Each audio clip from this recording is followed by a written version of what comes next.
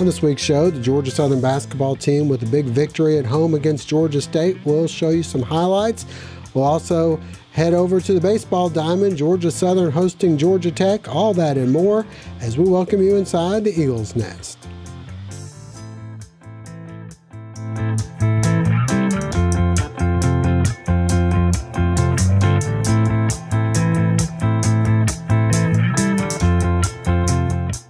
And welcome inside the Eagles Nest. I'm your host, Josh Aubrey, being joined by Mike Anthony, sports editor and Georgia Southern beat writer for the Statesboro Herald. And Mike, we got the sports overlapping at this stage of things. Baseball season is underway and basketball season is starting to wrap up.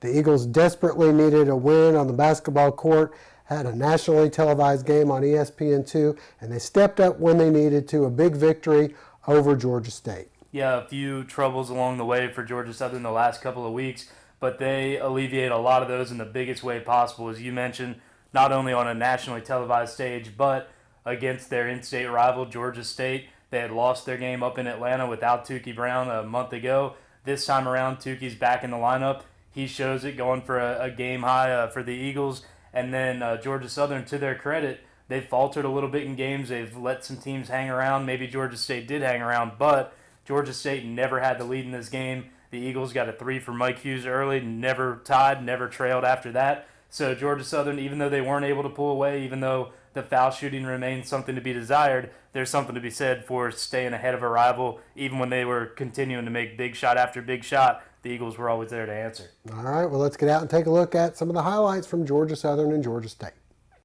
A packed house at Hanner Friday night, a nationally televised game on ESPN2, Georgia Southern and Georgia State. Early on, Monte Glenn hits for two. Next up, Tukey Brown knocks down the three from the top of the key. Quan Jackson then from the corner for three more. The Eagles hot early on. More from Brown as he drives in for two more of his 23 points on the night. The Panthers claw their way back. Jeff Thomas hitting for three of his 17 in the ballgame.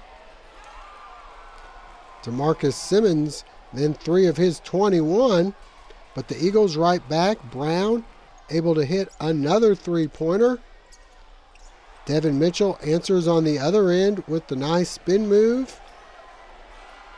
But the Eagles right back. Sean O'Connell, the reverse off the nice pass and the foul. Georgia Southern able to open up a 38-30 halftime lead. Coach Ron Hunter has had his problems at Hanner, looking for a comeback in the second half. Kane Williams drives in for two, but the Eagles with the answers Friday night. Jake Alsmiller for three. Quan Jackson off the mark, but Monte Glenn the rebound and the putback. And finally, Alsmiller for three more, and the Eagles win 85-80. Well, Mike, the women not as fortunate. That game was played on Saturday afternoon. They lost that. Next up for Georgia Southern, they go down to Texas. UT Arlington, who was picked preseason to be number one, and Texas State, both of whom Georgia Southern has played. Your thoughts on the rematch here? Well, definitely another big road trip for Georgia Southern. And if you look at the standings right now, as far as the conference tournament seeding goes, as we've mentioned before, the top four seeds will get a bye through the first round. So very important to be in that spot. And when you look at the standings right now, it's really not even worth it to try to figure out all the scenarios and tiebreakers, because it's a mess. About 2 games separates third place from 9th or 10th place. So the best advice you can give to any of those teams is just win. It won't matter as much if you come out of it with a good record. That's what Georgia Southern's got to do. They beat UTA the first time around. Texas State, though, another team that's in that mix, and they've got the tiebreaker right now on Georgia Southern because of their win in Hanner. So a sweep through this would leave the Eagles in great shape going into the last weekend. It's always a tough matchup because Texas State tends to like to slow the ball down, and UTA likes to run the ball a lot more and scores a lot more points. So it's a couple different styles. I think it seems to, you'd think, benefit the Texas teams to have those two different styles there, so we'll see how the Eagles do with that. All right, well, shifting gears, heading outside to the baseball diamond where Georgia Southern opened the season on the road at UGA. They lost the first one in a football-type score, came back and won game 2, 8-3, and then it looked like they were going to be able to pull out that victory there on Sunday. Weren't able to get it done. The bullpen issues seemed to keep cropping up, and then they took on Georgia Tech on Tuesday for their home opener. A great crowd on hand. Weren't able to get anything going offensively, and when they did get runners in scoring position, unable to bring them home. Yeah, a really tough first week for Georgia Southern baseball. Not so much with the 1-3 record. There's 56 games on the schedule, plenty of time to turn that win-loss record around. But two big injuries. First on Tuesday against Georgia Tech, only 27 pitches in, Jacob Parker comes up lame, holding his throwing elbow. No word on what it might be, but when you're a pitcher, that's about the last place you want to be grabbing after a pitch. So hopefully nothing too serious there, but that ended his night. And as you mentioned, the relief staff just hasn't been getting the job done so far this season, and once again came out of the bullpen mostly throwing balls and putting free runners on base and just getting themselves into more trouble than they needed to be.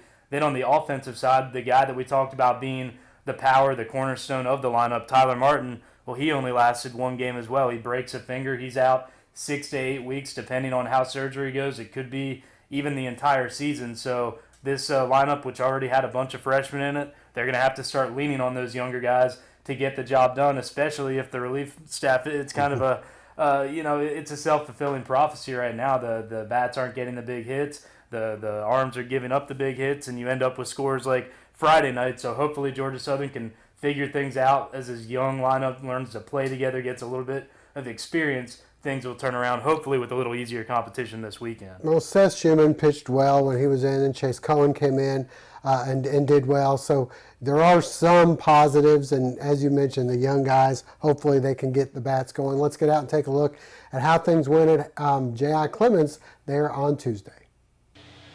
Georgia Southern Eagles in their home opener hosting Georgia Tech. Redshirt freshman Jacob Parker making his first start for the Eagles. He picks up the strikeout in the first, but his night was cut short. More on that in a minute. On the hill for the Jackets, lefty Connor Thomas with the strikeout. Tech grabs a 1-0 lead. Runner on second for Colin Hall, who sends one to left. This one's misplayed, allowing the runner to score. 1-0 Georgia Tech. Back to Jacob Parker. He's going to be forced to leave the game moments later with an apparent elbow injury. The Eagles looking to get something going in the fourth, down 3-0. Mason McWhorter ropes one to the gap in left center. That's down for a double. However, Southern unable to get on the board as Thomas registers another one of his 6 strikeouts in the game. Georgia Tech adding to their lead in the fifth, a couple on for Luke Waddell, who singles through the right side. That's going to play both runners to make it 5-0 Georgia Tech. The Eagles appear to get on the board in the bottom half. Matt Anderson puts a charge into this one to deep center, but Nick Wilhite makes the nice grab at the wall to deny Anderson. Georgia Southern would finally get on the scoreboard in the sixth. McWhorter with the fielder's choice that allows Stephen Curry to come home. However, that's as close as this one would get. And Georgia Tech ends up winning this one by a final count of 7-1.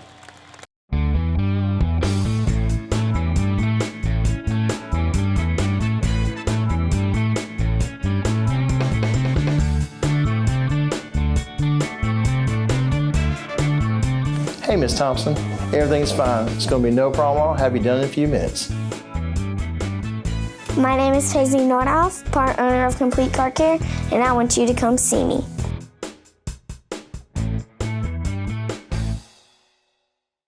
So next up for the Eagles, they're going to be welcoming in Fairfield. The Stags come in a 6:30 start there on Friday, 3 o'clock on Saturday, and then Sundays noon start. Noon o'clock for that one. All right, and wrapping things up, Mike, softball going on, doing pretty well, and golf doing well as well, led by the guy who's right now sweeping some headlines. Yeah, that'd be Stephen Fisk. He went into the winter break. You've got the fall season, the spring season. Throughout the winter break, he was ranked number 3 in the nation by Golf Week among individual golfers. He gets it done again this week down in Florida. The team, kind of a rough weekend. We're in 7th place for a while, slid a little on the last day. But Fisk, to his credit, carrying the way for Georgia Southern. I believe 5 under par for the tournament. And he's got a streak of over a dozen rounds now of par or better. And that's tough to do at any level of golf, playing on any course. And I think 5 straight top 10s, if I'm not mistaken, for Stephen Fisk. And as for the softball, off to a good start as well. Yeah, 7-2. They had a chance to play a tournament here. It looked like it might get rained out, but they were able to persevere, and they're glad for it. They're able to, after an opening loss, they rattled off 4 or 5 wins in a row. It seems like this team, they've struggled for a couple of years, but now with the new coach, it seems like they're starting to get things turned around, and they need all that momentum they can get, because as we remember, the Sun Belt, about as tough as it gets as far as softball conferences. Yeah, very tough as far as softball goes in the Sun Belt. We've known that the baseball has also had some teams make some noise in the postseason as well. All right, well, that'll wrap things up for now. For Mike Anthony, I'm Josh Aubrey. Thank you for joining us. Hope to see you again next week.